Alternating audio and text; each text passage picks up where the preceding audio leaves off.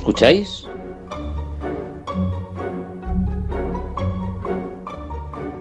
Es oír y callar.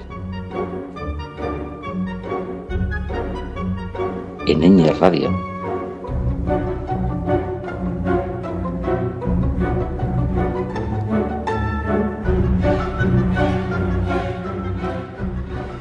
Empezamos un nuevo programa de Oír y Callar. Una semana más nos encontramos con la música clásica aquí en Ñ Radio y con nuevas sugerencias. En esta ocasión no vamos a descubrir compositores y compositoras nuevas. La música que vamos a oír es de compositores que ya conocemos. Pero bueno, poco a poco, cada cosa a su tiempo. Saludos de Julia desde la mesa de sonido, saludos de Fernando al micrófono. Empezamos con nuestro programa y, como siempre, por la música escrita por mujeres.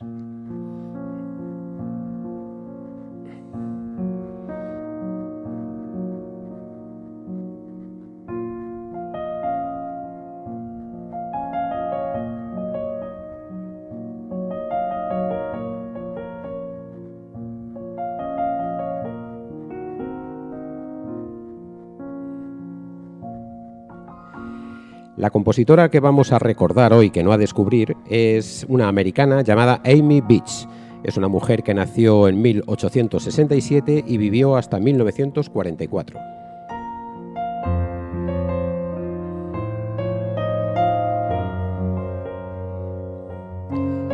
Amy Beach ya la hemos tratado en nuestra serie de programas y por tanto ya más o menos conocemos su andadura vital. Así que hoy lo que vamos a hacer es conocer una obra suya nueva, que es el trío para piano, violín y violonchelo en la mayor, Opus 50.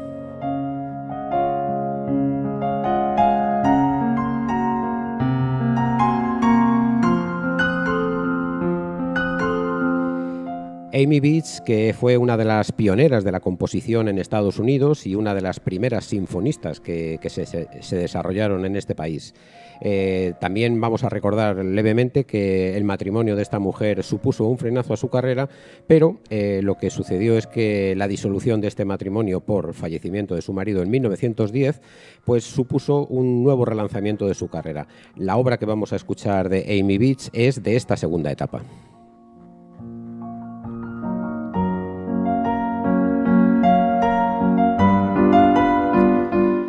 El trío para piano, violín y violonchelo en la menor, Opus 150, es una obra que Amy Beach compuso en 1938, después de haberlo escrito cuando ya tenía 70 años. Su estilo, por tanto, es un estilo maduro, libre y tonalmente ambiguo.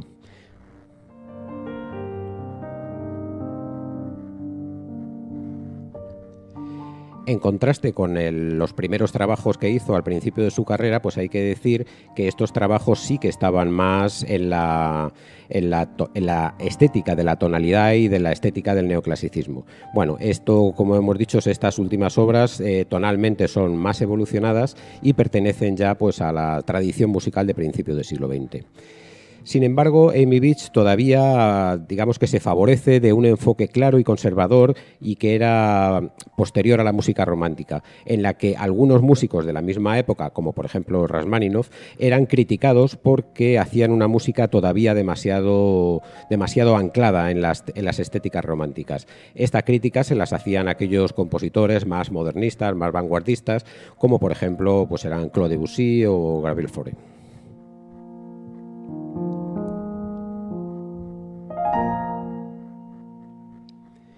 Amy Beach formaba parte de esa segunda escuela de música de la Nueva Inglaterra, ¿no? También conocida como los Boston Six, que era un grupo que sirvió como punto de inflexión para la música clásica estadounidense en su separación y distinción de la tradición europea, ¿no? Era un grupo de compositores estadounidenses y compositoras que trataban estéticamente de diferenciarse muy claramente de los compositores europeos.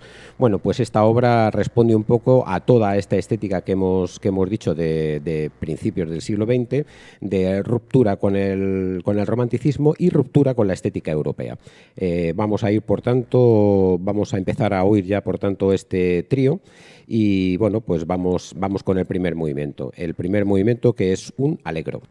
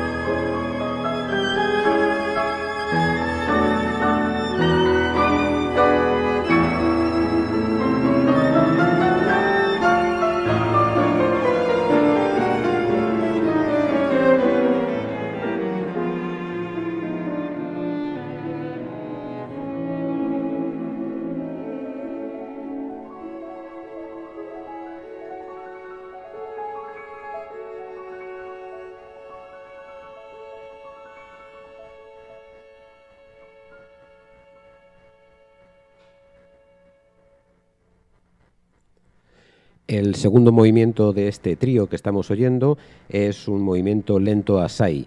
Y también tenemos que decir que en este segundo movimiento, en la segunda parte de este segundo movimiento, sí que se atropella un tema en presto, es decir, un tema rápido, que es una alusión a las sonoridades inuit, que son las sonoridades propias de los aborígenes de Alaska. Pues vamos a oírlo.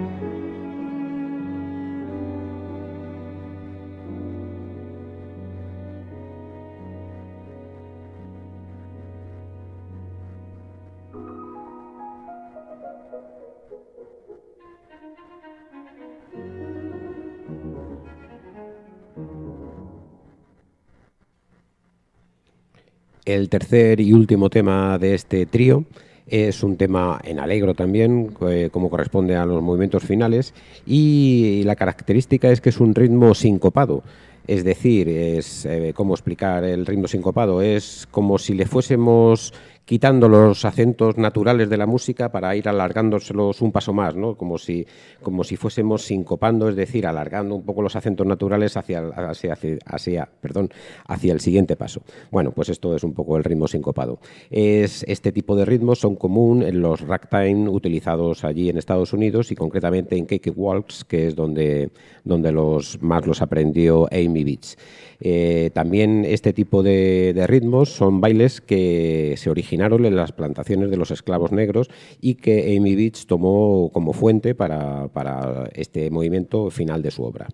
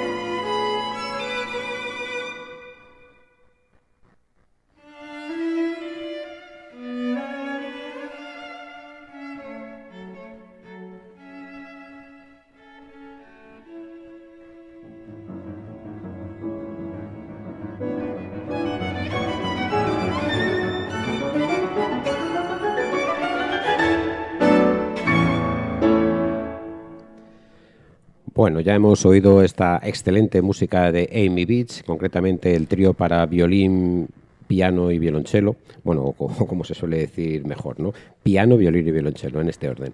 Bueno, pues nada, hemos conocido una más de las músicas que compuso esta americana y seguiremos poco a poco descubriendo pues todo el arsenal de obras que están guardadas en cajones y que tienen una difícil difusión y que nos estamos encargando en la medida de nuestras posibilidades de difundirlas y de que poco a poco se vayan conociendo cada vez más, animando también, por supuesto, a los instrumentistas y a los programadores de las orquestas y de los conciertos que incorporen más este tipo de músicas que, aunque no son muy conocidas, como habéis podido comprobar, son músicas de gran calidad.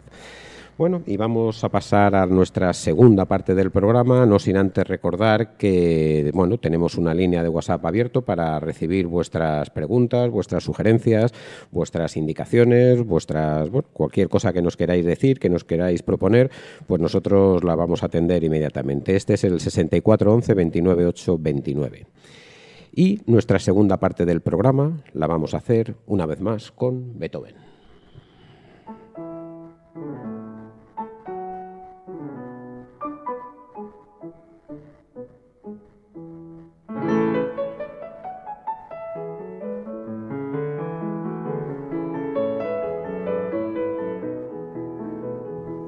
Ahora estamos oyendo el Allegro vivace de la sonata número 2 para piano de Beethoven y es la que vamos a seguir oyendo de fondo mientras os cuento algunas cosas de la obra que va a ocupar esta segunda parte del programa, que no es otra que la tercera sinfonía de Beethoven, la llamada Sinfonía Heroica.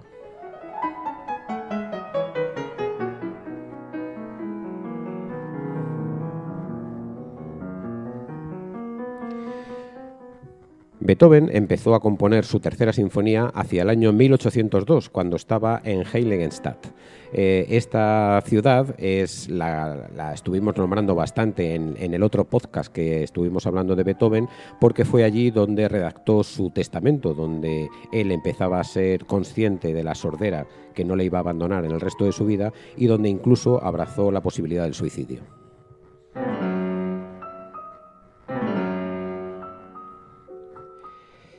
En 1802, como decíamos, empezó a componerla y posiblemente la terminó entre 1803 y la primavera de 1804, allí en esta ciudad, en Heiligenstadt.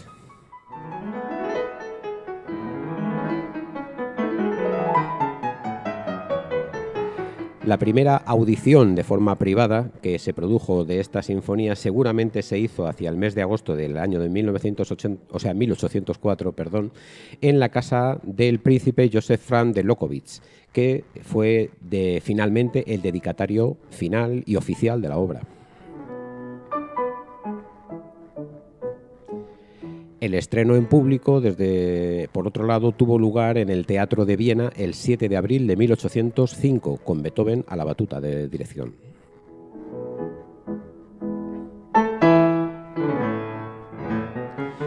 Esta sinfonía tiene una estrecha relación con Francia y vamos a ir explicándola poco a poco. Además de esto, hay que decir que esta tercera sinfonía, la Sinfonía Heroica, fue la primera que se interpretó fuera de Alemania y concretamente en París, pero esto sucedió 3 años después de su muerte.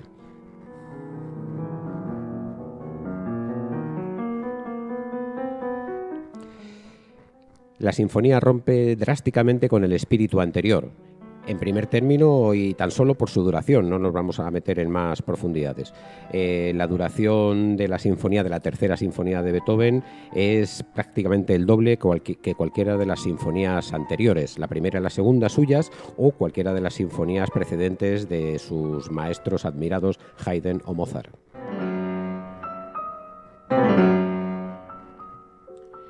De la temática de esta sinfonía, que es lo más importante, iremos hablando ahora poco a poco. La crítica que se hizo sobre esta sinfonía una vez estrenada, pues tampoco fue demasiado buena. Posiblemente es que esta crítica no se enteró prácticamente de nada de lo que Beethoven trataba de decir con toda esta sinfonía. La crítica, en su primera medida, la tachó de pesada, interminable y deslavazada.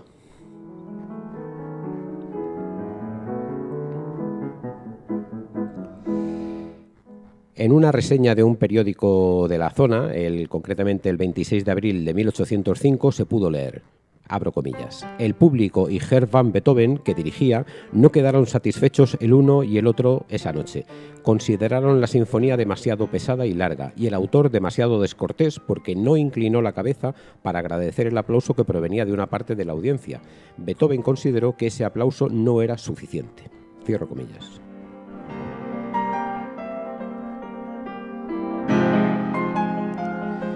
Sin embargo, pronto, y es otra cosa que le pasó con mucha frecuencia a Beethoven, a lo largo de las siguientes representaciones de esta obra, la obra fue ganando cada vez más adeptos y cada vez el triunfo estaba más asegurado. De hecho, la tercera sinfonía fue prácticamente la primera obra sinfónica de Beethoven, la primera obra de orquesta que tuvo un éxito arrollador.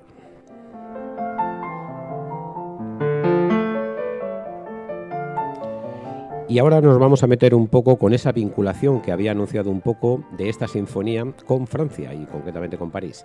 Esta tercera sinfonía de Beethoven ha pasado a la historia porque en un principio estaba dedicada a Napoleón Bonaparte, que por entonces y por aquella época era el primer cónsul de la Primera República Francesa.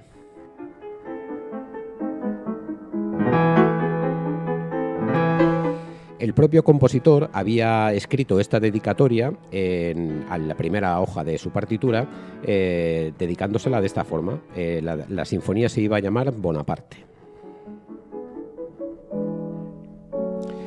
Pero esto solamente se conoció al gran público en el año de 1838, es decir, mucho después de su muerte. Esto lo dio a conocer uno de sus alumnos. ¿Qué es lo que pasó? Que Beethoven había destrozado y había roto la primera de las páginas de esta sinfonía donde ponía Bonaparte cuando se enteró que Napoleón se autocoronó emperador en el año de 1804, en el mes de mayo.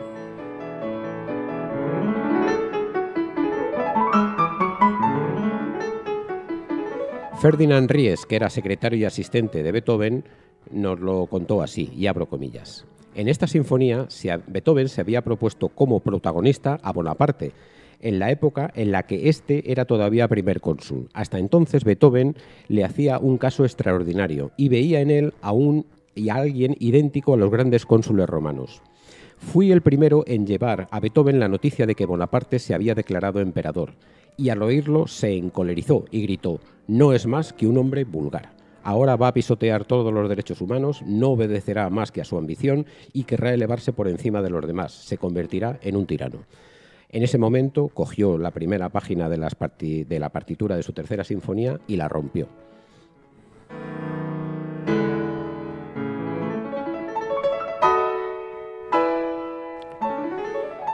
Luego, obviamente, rehizo esta primera página de su sinfonía y el título que le puso fue el siguiente: Sinfonía heroica compuesta para conmemorar el recuerdo de un gran hombre.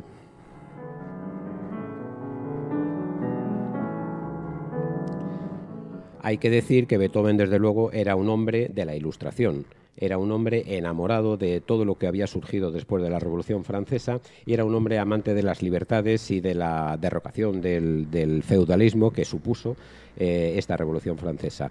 Beethoven tenía a Napoleón como el adalid de esta revolución, es decir, aquel militar que iba a llevar los aires de la revolución fuera de las fronteras francesas y que evidentemente las batallas napoleónicas ya habían entrado en el Imperio Austrohúngaro, ya habían también entrado en Egipto, ya habían hecho sus primeras conquistas derrocando al feudalismo y Beethoven abrazaba, como en su día también aquí en España había algunos afrancesados que los llamábamos, ¿no?, que abrazaron las invasiones napoleónicas porque traían ese aire de libertad y ese aire de liberación de la época antigua. Bueno, pues Beethoven, hay que decir que esta decepción que sufrió por el hecho de la autocoronación de Napoleón lo traspasó pues con ese recuerdo del gran hombre al que quedó dedicada esta sinfonía. Además, ya también quedaba dicho, ¿no?, que Beethoven pretendía con esta tercera sinfonía hacer una música grande y por eso la tercera sinfonía se diferenció muchísimo de sus dos primeras sinfonías que estaban escritas en un ambiente más clásico, más enraizado en las costumbres de las sinfonías de Mozart o de Haydn, y en esta tercera sinfonía pues hizo una gran obra que quería que fuese la presentación, su propia presentación de su música en Francia. Hay que decir que Beethoven siempre quiso viajar a París, siempre quiso presentar su música personalmente en Francia, y es una de las cosas que no llegó a conseguir nunca, ¿no? No viajó nunca a París, no pudo presentar su obra allí en Francia, y como hemos dicho al principio, esta tercera sinfonía se estrenó un año después de su muerte en Francia, pero claro, obviamente ya no estaba él para poder ser protagonista, ¿no? de ese recibimiento francés a su música. Bueno, pues vamos a ir ya decididamente a escuchar esta sinfonía, que es, desde luego, lo que, como siempre decimos, lo más importante y en lo que nos vamos a centrar. Y vamos a ir explicando en cada uno de los movimientos qué es un poco lo que vamos a oír y qué es lo que Beethoven nos quería decir. En el primer movimiento, la sinfonía empieza con dos grandes golpes, con dos grandes acordes de orquesta que nosotros podríamos interpretar como dos golpes encima de la mesa, ¿no? Como dos manotazos encima de la mesa, y que es como un toque de atención que Beethoven nos da para despertar, ¿no? Es como diciendo, se acabó el mundo antiguo, ¿no? Se acabó el mundo clásico y se acabó la ingenuidad temática. Es la forma que tiene Beethoven de expresarnos esa ruptura con la tradición clásica. Luego expone el tema principal del primer movimiento, que está tomado directamente de una ópera de Mozart, ¿no? El tema principal del primer movimiento de la tercera sinfonía de Beethoven está copiado tal cual de una ópera de Mozart, bueno, Bastián y Bastiana en concreto, que decimos que Beethoven era un gran conocedor y admirador de la música de Mozart, ¿no? Pero está tratado, lógicamente, no de la misma forma que lo trató Mozart en su ópera, sino que Beethoven lo hace, digamos, con una magnificencia diferente, ¿no? Porque Beethoven, ¿qué es lo que hace? Dar esos dos golpes encima de la mesa para decir que se rompió con el mundo antiguo. A continuación toma un tema que es del mundo antiguo, pero magnificado a su forma, ¿no? Digamos que pasado por el filtro del conocimiento. Este tema está desarrollado con elementos de la agitación tanto rítmica como melódica, y ya lo iremos oyendo, ¿no? Que no son sino el reflejo de una sociedad que estaba viviendo en una época pues un gran cambio. La sociedad en aquella época estaba viviendo pues ese cambio entre la autoridad de la aristocracia y la autoridad que estaba emergiendo en la burguesía, ¿no? Todos los puntos de reposo y agitación de la música en este primer movimiento se han de entender en esta clave de ruptura con el mundo antiguo y la entrada en la liberación del hombre por los dos elementos propios de la Ilustración, que son la razón y la cultura. En este primer movimiento también hay una entrada de trompa que todo el mundo interpretó como un error. Esta entrada de trompa, si queréis, está hecha en una película que está disponible en los canales de YouTube, que se llama así tal cual, ¿no? Heroica, de Beethoven, y es una entrada de trompa que rompía de alguna forma. En el momento del estreno se cuenta la anécdota de que cuando el trompista, el ejecutante de la trompa, entró, pues rápidamente algunos se levantaron acusándole de que se había equivocado, de que se había adelantado y que había hecho mal la entrada de la trompa. Y Beethoven les dijo a todos que no, que el trompa lo había hecho perfectamente y que la música estaba así escrita, y era una de las novedades, ¿no? que había en todo esto. Bueno, pues con todo ello vamos con el primer movimiento de la tercera sinfonía.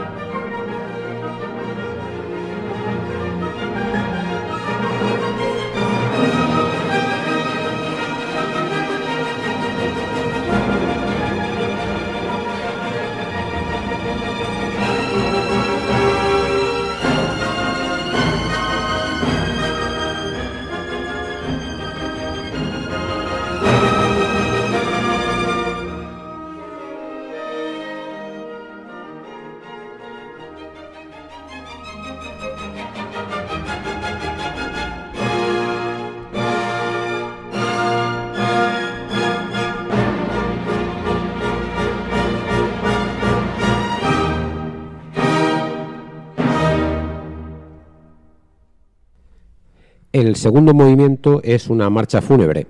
Napoleón Bonaparte murió 14 años después del estreno de esta sinfonía.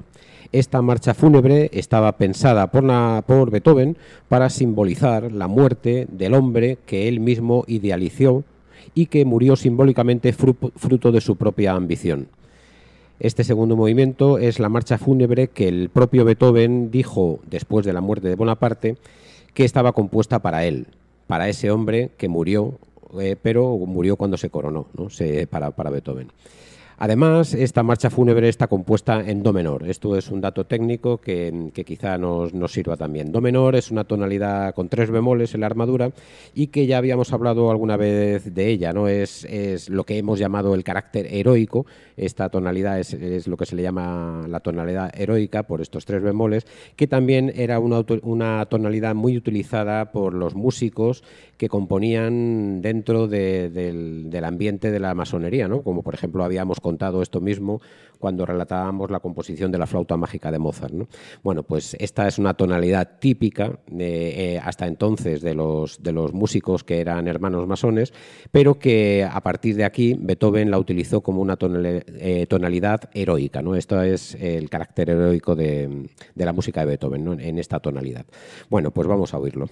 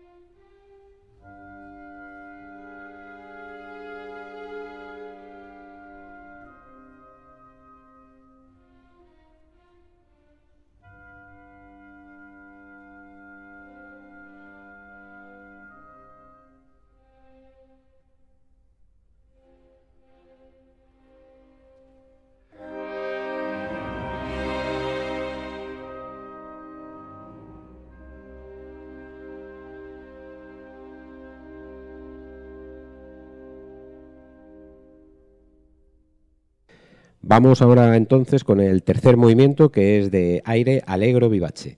Es un movimiento dinámico protagonizado una vez más por las trompas, que es un instrumento bien característico de los alegros de Beethoven. Es quizá también el movimiento más famoso de esta sinfonía, ya que es algo en el que en el tiempo y lo característico de esta sinfonía, quería decir, es que el tiempo se juega de una forma que va rompiendo con las estéticas románticas que estaban preponderando en esta época y, como decía, rompiendo con las anteriores clásicas. La exposición del tema, la vuelta al desarrollo y la repetición en pequeñas variaciones y en temas secundarios es la característica de este movimiento. Pues vamos a oírlo.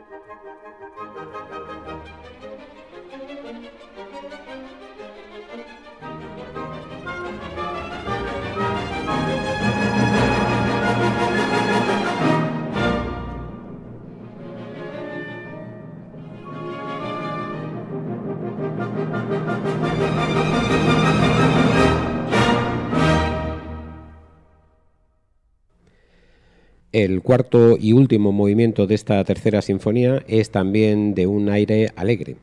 Y es también un tema con variaciones, largo y vibrante, que termina en una fuga, que es una de las técnicas compositivas con las que más disfruta Beethoven y que mejor definen también la música sinfónica de Beethoven. La facilidad de escucha de de los temas de este cuarto movimiento no es óbice para destacar su grandiosidad.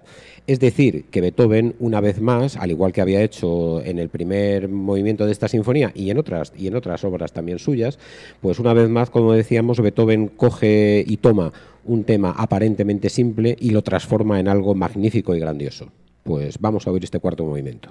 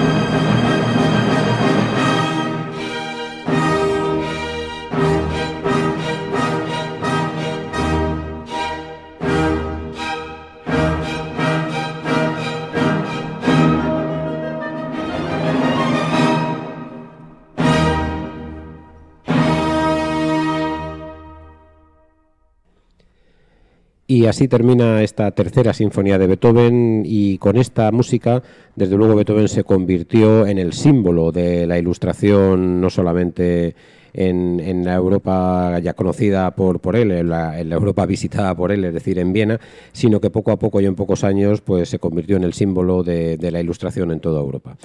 Bueno, pues nada, una vez más agradecer el seguimiento de este programa, agradeceros que hayáis continuado con nosotros escuchando estas músicas que os hemos sugerido, y deseando que os haya gustado lo suficiente como para que la semana que viene nos encontremos una vez más aquí en Eñe Radio, en nuestro programa de música clásica Oír y Callar. Adiós.